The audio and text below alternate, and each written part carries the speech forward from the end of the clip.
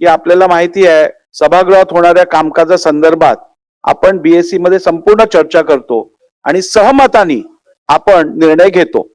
आपण या बीएससी ला उपस्थित नव्हतात, त्याची कारणं काही वेगळी असतील, परंतु बीएससी मध्ये या संदर्भात सर्वांच्या सहमतीने मी निर्णय घेतलेला आहे. त्यामुळे आता मी तुम्हाला या विषयावर अधिक बोलायला देणार नाही. शोक प्रस्ताव.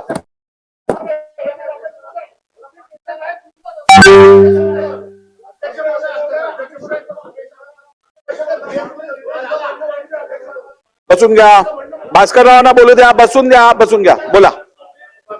सन्माननीय अध्यक्ष महोदय, ही गोष्ट खरी आहे की बीएससी मध्ये चर्चा होणारे निर्णय आहेत ते सर्वसाधारणपणे युनॅनिमसली व्हावेत अशा प्रकारची अपेक्षा असते, हे मी मान्यच करतो.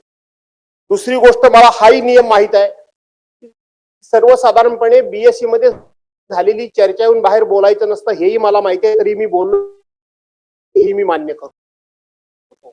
मी कधी ऐकू अध्यक्ष असा मेसेज आमच्या समोर पाठवताय, सन्मान्य सदस्य नानाभाऊ पटोले यांनी जो मुद्दा उपस्थित केला की हे अधिवेशन विदर्भाचा असल्यामुळे विदर्भ करारानुसार व्हायला पाहिजे, हा त्यांचा प्रमुख मुद्दा.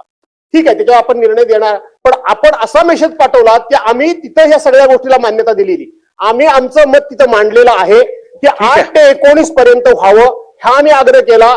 एखादा आठवडा अधिक वाढवा म्हणून आग्रह केला. निर्णय झाला इथपर्यंत ठीक आहे, परंतु तुम्ही आमच्याबद्दल संशयाचं वातावरण निर्माण करू नये असं मला म्हणायचं. ठीक आहे सर. अध्यक्ष महोदय, आमचे मित्र नाना भाऊ हे पीठासीन अधिकारी होते.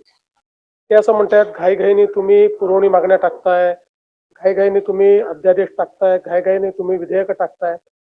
पीठासीन अधिकारी म्हणून त्यांना हे नक्की माहिती आहे की अधिवेशनाच्या पहिल्या दिवशीच आपण नेहमी पुरवणी मागण्या दाखवतो, चर्चा नंतर होते.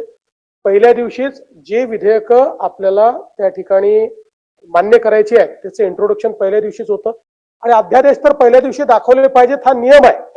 त्यामुळे यात कुठेही आपण गेल्या 25-50 वर्षातलं कुठल्याही अधिवेशनाचा पहिला दिवस काढला यापेक्षा वेगळा अजेंडा आपल्याला कधीच दिसणार नाही. त्यामुळे मला असं वाटतं की ही भावना आमची पण आहे, हे अधिवेशन जास्तीत जास्त झालं पाहिजे. आणि तुम्हाला सांगतो की गेल्या 25 वर्षामध्ये सर्वात जास्त अधिवेशन मी मुख्यमंत्री असतानाच नागपुरात चाललंय आणि पुढेही चालेल.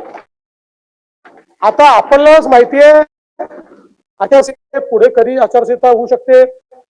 परवाच्या प्रेस कॉन्फरन्स मध्ये आपल्या इलेक्शन कमिशनने दिले, म्हणून आपण त्या दिवशी विचार केला आणि 2 दिवस म्हणजे पहिला आठवडा आणि प्लस 2 दिवस 10च्या ऐवजी 7 दिवस होत आहे.